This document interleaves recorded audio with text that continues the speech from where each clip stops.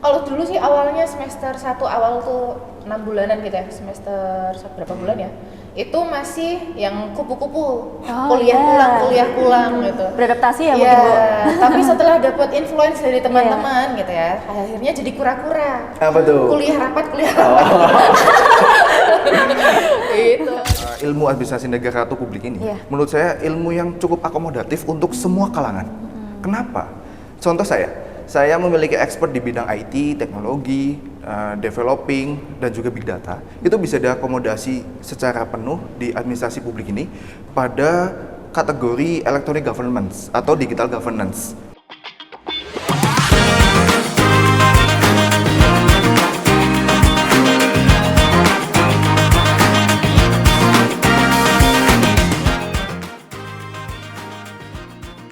Halo Sobat Untidar, jumpa lagi di podcast Sarang Ngobrol Santai bareng Untidar. Bersama saya, Aknar Sabrina, hadir menemani Sobat Untidar selama kurang lebih 20 menit ke depan. Di episode kali ini kita akan ngobrol bareng narasumber kita yang luar biasa, yaitu dosen dari jurusan Ilmu Administrasi Negara, yang saat ini kebetulan juga alumni dari Untidar nih. Nah, kita bakal kilas balik nih masa-masa kuliahnya dulu seperti apa, cerita perjuangan sampai akhirnya jadi dosen, terus sudut pandang unik nih dari mantan mahasiswa yang sekarang jadi pengajar itu kayak gimana sih? Oke, langsung saja kita sambut narasumber kita pada kali ini. Halo, silahkan. Hai. Halo Pak Anton, ya Bu Hida. Halo, silahkan duduk dulu. Bisa minum-minum dulu loh ini. Oke, sebelumnya apa kabar nih Pak Anton sama Bu Hida? Alhamdulillah. Baik. Ini barusan dari mana nih? Dari gedung FS. Dari FISIP ya. Berarti FISIP, iya. naik apa nih ke sini, jalan kaki atau apa? Jalan kaki sih. Jalan Biar kaki. sehat, ya. lebih sehat. Biar sehat gitu. Iya. Nggak terlalu jauh ya ini berarti. Iya. Oke. Nggak ada kelas nih sebelumnya? Atau Ya, ada? Kebetulan kelasnya full di Senin, Kamis, dan Jumat. Oh gitu. Bu Ida juga sama? Iya, fullnya di Senin aja sih. Oh, Senin aja. Iya, bener. Berarti kemarin ya? Iya, kemarin. Oke. Nah, sebelum kita mulai lanjut ngobrol-ngobrol lebih lanjut, alangkah lebih baiknya kalau perkenalan diri terlebih dahulu nih ya. Mungkin ada Sobat Untidar yang belum tahu nih kira-kira siapa sih narasumber kita kali ini. Nah, mungkin bisa perkenalan diri terlebih dahulu, sebutkan nama lengkapnya siapa dan sebagai apa, dari siapa dulu nih? Ayo. Oke, halo Sobat Untidar, aku Siti Nur Hidayah, sekarang jadi dosen di Prodi Ilmu Administrasi Negara. Dan saya, halo Sobat Untidar, saya Anton Purwadi, sekarang jadi dosen di Universitas Tidar di Prodi S1 Ilmu Administrasi Negara. Oke, luar biasa, AN Pride ya ini. Oke, terus dulu lulus tahun berapa sih Pak Bu? Kayaknya sama-sama ya? Iya, 2019. Berarti satu angkatan? Iya, Ya. kita satu angkatan. Oh gitu, terus lanjut studi kemana nih? Mungkin Dulu. Bu Ida dulu. Oke, Iya. kalau aku di UGM. UGM? Iya. Ambil Magister Administrasi Publiknya. Gitu. Karena kalau di UGM kan ada dua nih yang hampir sama ya. Mungkin teman-teman udah sering dengar Manajemen Kebijakan Publik. Iya. Nah, kalau aku ambil yang kayak MAP, Magister Administrasi Publiknya. Oh gitu, oke. Kalau Pak Anton gimana? Saya sempat gap year sekitar 1-2 tahun karena waktu itu diterima kerja di Kemenkop. Setelah itu melanjutkan di Universitas Diponegoro. Oh, Undip. Ya, di S2 atau Magister Administrasi Publik. Oh berarti sama ya, berarti kayak. Terus kalau ini kan ada administrasi negara sama administrasi publik nih. Nah, kira-kira bedanya apa sih atau sama aja? Silakan Bu Hida. Oke. Sebenarnya sih hampir sama ya. Sama ya? Karena iya.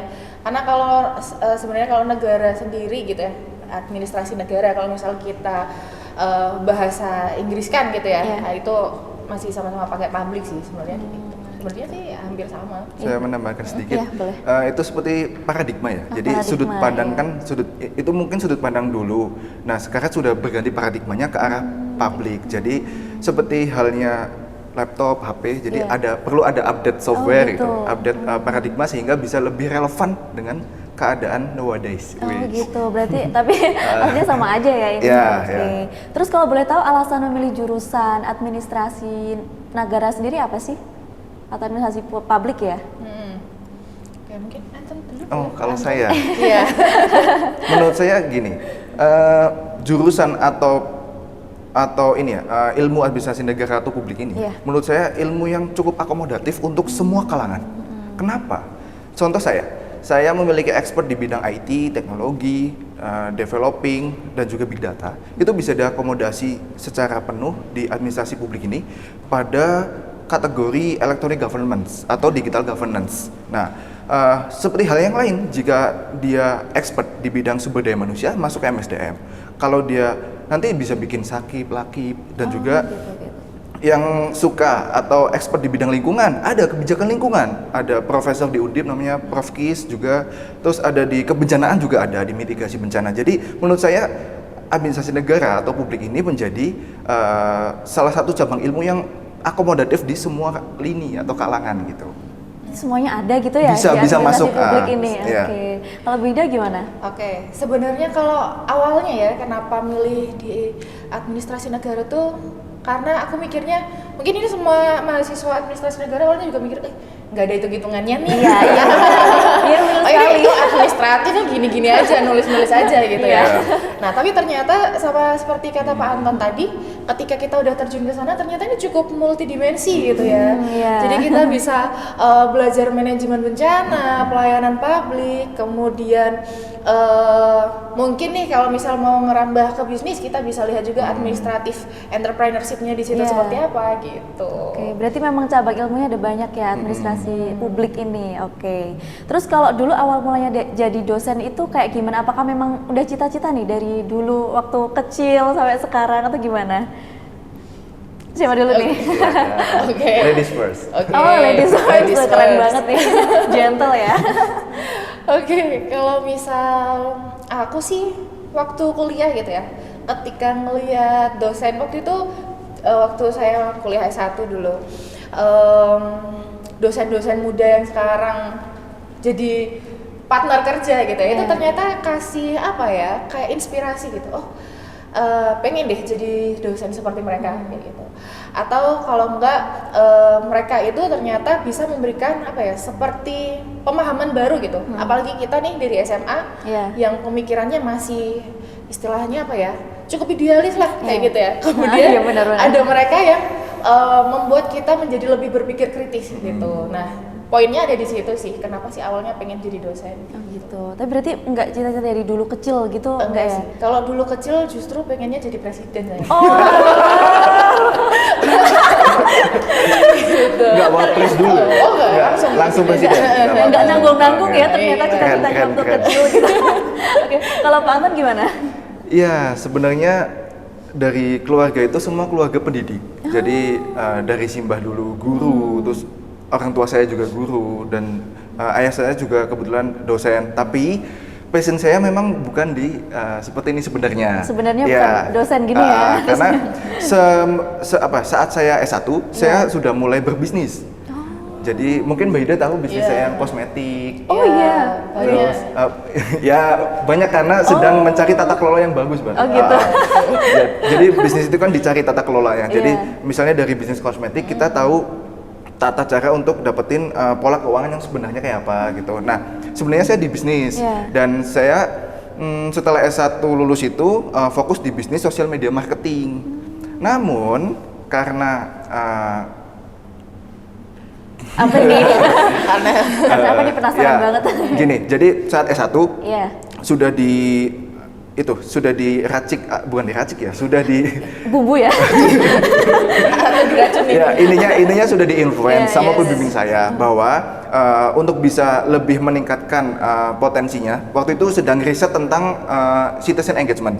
Untuk ini, potensi ini sangat bagus jika dilanjutkan, maka lebih baik dilanjutkan S2 waktu itu sama pembimbing saya. Oleh karena itu, setelah saya bekerja dan memiliki capital yang cukup, akhirnya saya melanjutkan S2 dan alhamdulillah sekarang bisa jadi dosen gitu. Oh gitu. Berarti memang kalau dari basicnya sih udah punya bisnis ya berarti. Dan jadi dosen bukan jadi cita-cita utama ya dulu. Iya, tapi memang karena gennya ya. Jadi mau nggak mau harus mengikuti. Ini ya pure blood pendidik ya berarti. Oke, terus gimana sih rasanya ya? Dulu kan pernah jadi mahasiswa yang ada di Untidar gitu ya. Terus sekarang jadi dosen di Untidar. Kayak gimana nih rasanya? Kalau saya sih awalnya agak gugup ya. Wajar pertama day one. Apalagi day one jadi dosen gitu. kedua sih agak cukup canggung sama yang dulunya jadi dosen terus sekarang jadi rekan kerja. Oh iya benar. Jadi kadang apa ya komunikasinya masih kayak mahasiswa ke dosennya gitu ya. Kadang kalau ngechat ya harus ada 3 kali. Izin. Mahasiswa banget ya. Mohon maaf Ibu sebelumnya. Mengganggu waktunya. Gininya 3 kali. Gitu. Jadi mungkin cukup menarik juga ya karena sebelumnya maksudnya apa ya? Jarang juga sih jadi pembelajar jadi apa ya pembicara di depan banyak orang kayak gitu apalagi menyampaikan ilmu gitu jadi lumayan seru experience-nya. Tapi gugup juga ya Dewan. Iya betul. Kalau Pak Anton gimana nih? Ya alhamdulillahnya karena sejak S1 sudah banyak berinteraksi dengan para dosen. Dosen saya misalnya kan karena ikut organisasi jadi mau nggak mau ikut aktivitas dosen seperti konferensi atau riset atau apa. Jadi saya cukup mengalir aja sih karena memang sudah lama berinteraksi dan seperti kembali ke rumah lagi gitu. Kayak back to home gitu. Gitu ya ternyata. Rumah pertamanya di rumah. Asik gitu. Dengan anak istri. Oke, terus kalau kita flashback nih ke zaman dahulu waktu Bu Ida sama Pak Anton jadi mahasiswa, dulu gedungnya kayak gimana nih?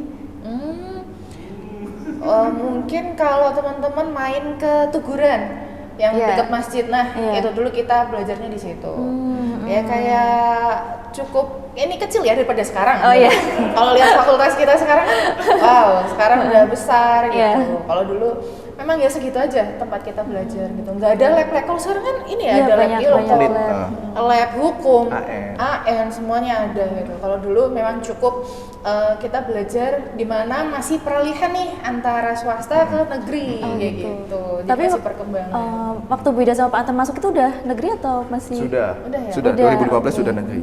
Sudah pakai UKT waktu itu. Oh, udah pakai UKT. Oke. Terus gimana nih perasaan Bu Ida sama Pak Anton melihat dulu tuh gedungnya masih ya kecil kayak gitu sampai sekarang perkembangannya udah pesat sampai udah ada Sidotopo ini juga gimana nih perasaannya? Apalagi boleh sekarang jujur nggak? Oh, boleh.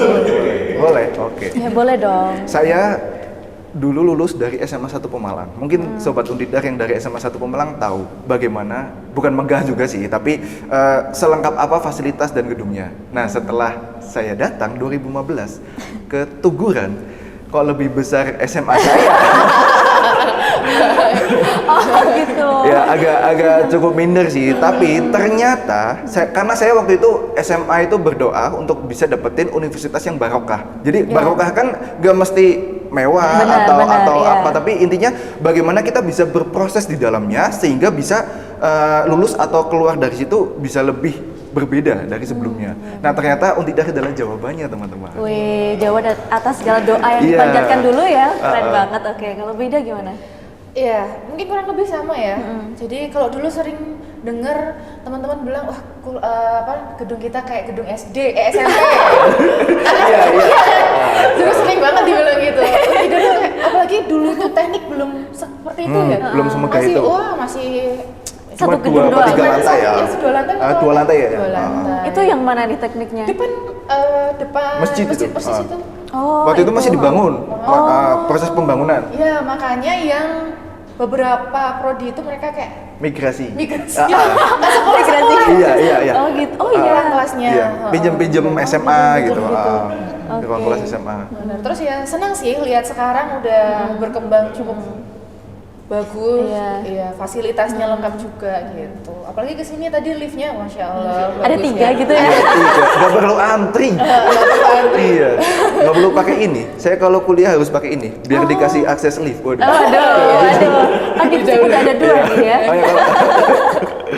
Oke, masih flashback nih dulu Pak Anton sama Bu Ida ini punya pengalaman apa nih saat kuliah? Entah kerja part time atau organisasi atau apa nih?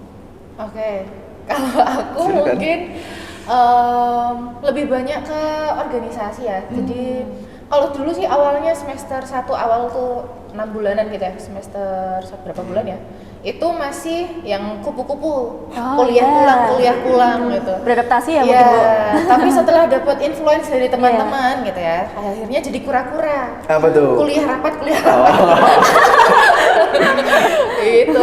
Jadi Dulu ikut Himanisra, terus DPM kalau nggak Iya, salah. dulu masih DPM. Dulu. Sekarang apa? BLM ya? BLM. Badan Legislatif atau apa? Oh. Saya lupa. Oke. Terus ikut DPM gitu. Kalau kerja sih mungkin kayak part time gitu enggak ya. Cuman mungkin dulu pernah di jualan-jualan kecil gitu mungkin ya.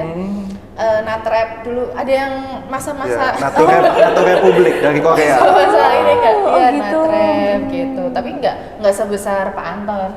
Ya.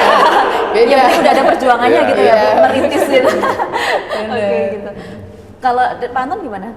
Ya, fokusnya dulu gimana ya? Karena saya tuh dari IPA, terus waktu SMA nggak ikut apapun, pramuka nggak ikut, PKS nggak ikut. Setelah melihat kuliah yang sangat kompleks ternyata ya, gabut juga ternyata setelah kuliah nggak ngapa-ngapain. Wow, padahal banyak tugas ya Pak, tapi masih bisa gabut. Iya. Waktu itu ya aktivitasnya banyak di organisasi dan saya mendapatkan manfaat yang banyak sekali, bahkan sampai sekarang manfaatnya ada karena saya bisa mendapatkan istri dari hasil organisasi itu. Organisasi. Ya, jadi saya ketemu istri saya di BMKM. Terima kasih Mas Bayu, Mbak Atika sudah mengajak saya sehingga saya bisa menemukan takdir saya di sana. Karena organisasi ya. Terima gitu. kasih Untidar, Pak Rektor, Prof Cahyo. Semuanya Pak. Iya. Oke. Terus selain organisasi, bisnis tadi ya? Tadi ya. Kalau dulu lebih ke jualan sih, kalau bisnis rasanya gede banget gitu. Oh gitu. Ya sama aja sih ya. Oke, terus kalau waktu jadi mahasiswa dulu, tipikal mahasiswa seperti apa nih, Bu Ida sama Pak Anton ini? Tipikalnya mungkin tadi ya kura-kura. Terus kalau di kelas ngapain gitu? Kalau di kelas ya lumayan cukup ini sih, sama aktif perkuliahan lumayan sih. Seingat saya ya. Iya, seingat. Mohon maaf kalau lupa. Gak apa-apa. Iya, ingat aku sih seperti itu. Oke, kalau Pak Anton gimana? Ya, jadi kalau kalian baru masuk jadi mahasiswa, kalian mulailah beradaptasi, terutama sama lingkungan sekitar, terutama peer group sih terutama. Jadi yang membentuk kalian cepat lulus atau enggaknya itu peer group kalian. Jadi kalau peer groupnya dulu masih ada itu ya kayak PUBG gitu, ML masih bisa. Nah itu semua pada begadang main itu gitu. Nah itu akan sedikit menghambat ya. Tapi kalau kalian bisa menemukan peer group yang suportif, yang bisa membangun kalian ya, kalian akan bisa menemukan jati diri kalian. Kalau saya waktu itu di organisasi bisa ketemu teman-teman yang support, dan juga kalau di bisnis lebih ke itu ya, bagaimana cara mencari tata kelola bisnis yang benar gitu. Oke.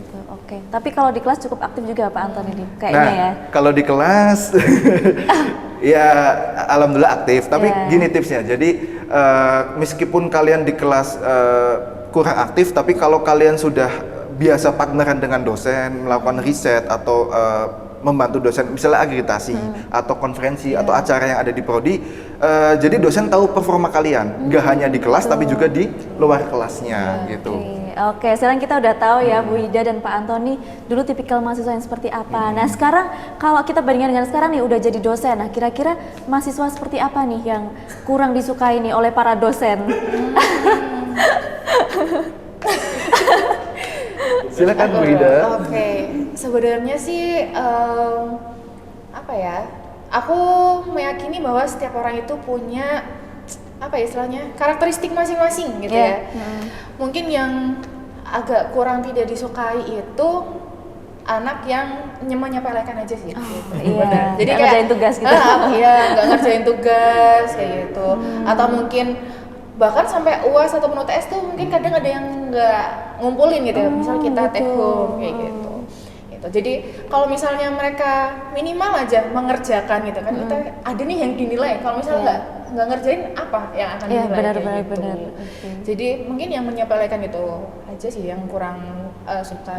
Tipikal mahasiswa yang nyepelein gitu ya. Iya. Oke, kalau Pak Anton gimana? Kayaknya banyak ya ini. Saya udah lebih lama di sini ya menghadapi banyak orang ya. Harusnya lebih banyak. Ya menurut saya ya sebenarnya tidak ada mahasiswa yang jelek ya. Iya, Jadi semua mahasiswa punya potensi, punya karakteristik, dan misalnya pun kita kadang sebel atau apa, sebenarnya kita karena nggak tahu aja sih. Dia sedang ada di fase apa. mungkin dia lagi sakit atau lagi ada problem dengan keuangan atau problem dengan keluarga atau apa, atau bahkan lagi lapar kan juga bisa. Jadi benar juga. Feedback ke kitanya mungkin lagi pada performa yang turun sehingga tidak sesuai dengan apa yang kita harapkan. Sebenarnya baik dan buruk juga tergantung persepsi kita aja sih. Menurut saya mahasiswa tidak baik-baik. Baik semua. Berarti Pak Anton sama Bu Ida kalau di kelas seru ya ini pasti cara ngajarnya? Wah, itu hanya mahasiswa yang bisa. Hanya bisa, oke. Oke, nanti cobalah saya nanya ya survei-survei gitu. Boleh. Iya. Dan ini apa ya? Tapi boleh diceritain nggak? Boleh. Jadi karena saya IPA, saya tidak mengetahui apa ya, kayak mata pelajaran pengantar sosiologi, pengantar sosial, pengantar apa, sehingga ekonomi gitu. Linjur gitu ya Pak berarti? Wah, sangat-sangat. Saya biasa ngukur mol, terus hukum fisika kan, Pascal, apa itu, Newton dan lain-lain. Tiba-tiba disuruh berhadapan dengan masyarakat. Benar. Ya tentu akan mengalami gap ya. Jadi teman-teman saya sudah paham pada semester 1. Gak apa-apa ceritain. Gak apa-apa dong. IP berapa gitu? Oh, jangan. Bebas kan itu Pak Anton ya, IP-nya Pak Anton. Ya intinya waktu itu IP teman-teman itu kalau FISIP di atas 3,5 itu hal yang Umum. umum. Ya. Oh enggak. Nah, saya di bawah itu waktu itu. 3, berapa gitu. Jadi masih kayak kalau menurut sudut pandang fisik memang itu agak bawah, tapi menurut sudut pandang teknik tinggi itu. Benar. Karena beradaptasi sehingga saya mulai di semester 2 mulai belajar lebih giat dan alhamdulillah lulus dengan IPK yang memuaskan. Wih, keren banget. Cepat beradaptasi gitu ya. Oke. Padahal dulu nggak tahu ya ada Untidar di sini gitu. Tidak tahu sama sekali. Ya sangat patah hati. Oke, nah mungkin boleh dong kasih pesan khusus buat mahasiswa Untidar supaya nggak malas kuliah dan tetap semangat gitu. Siapa dulu nih? Silakan. Aku nih. Biar nggak patah semangat gitu ya. Yang pertama, teman-teman harus ingat apa alasan awalnya kenapa kuliah gitu. Yang kedua sih, ini yang aku sering bilang ya ke beberapa mahasiswa, coba diingat perjuangan entah itu orang tuanya gitu ya. Walaupun yang di sini pakai beasiswa kan pasti juga, maksudnya saya dulu juga beasiswa gitu. Oh gitu, Iya, kalau dulu zaman bidik misi teman-teman. Nah dulu. Jadi ingat sebenarnya tujuan awalnya kuliah itu apa gitu. Jangan sampai nih ketika udah semester akhirnya semangatnya turun misal gitu ya, teman-temannya udah pada lulus biasanya gitu kan. Iya benar-benar. Gitu. Ingat tujuan awalnya. Berarti atau kalau belum punya tujuan, coba dibuat tujuannya dari sekarang. Gitu. Harus dicari gitu ya tujuannya. Oke. Kalau Pak Anton gimana? Kenapa selalu pakai nafas kayak Pak panjang ya? Ya, jadi biar nggak patah semangat ya. Iya, benar tadi tujuan utamanya. Jadi alasan kenapa kalian kuliah itu apa? Dicari dulu. Misal, jadi setelah lulus kuliah itu nggak mesti jadi PNS kok. Jadi kalian maksimalkan saat kuliah kalian maksimalkan untuk mencari kegagalan. Kalau waktu saya S1 kayak gitu. Karena apa? Kalau kalian gagal saat kuliah itu resikonya masih cukup rendah. Misalnya kalau saya yang gagal sekarang kan saya masih udah punya anak dan istri. Kalau kalian waktu dulu gagal itu ya setidaknya masih bisa makan lah. Jadi maksimalkanlah fase kalian kuliah dan manfaatkanlah semua fasilitas yang ada. Fasilitas organisasi, fasilitas kampus, fasilitas dosen. Dosen merupakan fasilitas kalian untuk menemukan jati diri, baik itu di bidang riset, bisnis, maupun di bidang pemberdayaan dan lain-lain. Karena setelah kuliah itu kenyataannya akan lebih pahit, teman-teman. Serius, akan lebih pahit sehingga apa? Kalian perlu mencari relasi sebanyak-banyaknya, pengalaman sebanyak-banyaknya, dan juga capital. Nah, capital itu nggak mesti duit ya, karena ada banyak aspek yang bisa menunjang kesuksesan kalian. Gitu, oke, luar biasa. Berarti, tapi untuk poin utamanya sih cari tujuan utama kuliah itu apa gitu ya, supaya nggak melenceng juga ya mungkin dari tujuan awal. Oke, luar biasa. Nah, yang terakhir nih, dengar-dengar AN ada S2-nya ya, benar apa benar nih? Iya. Nah, mungkin boleh dong sedikit promosi atau ajakan untuk melanjutkan studi S2 di Administrasi Publik Untidar, sama sekalian closing statement nih Pak Anton dan Bu Ida. Silahkan. Mungkin untuk yang S2 Oke. Oke, boleh. Ya, bagi kalian yang mau melanjutkan S2 dengan praktis, mudah dan efisien. Karena apa? S2 di Untidar ini, terutama prodi administrasi publik, itu memiliki 2 jenis tugas akhir.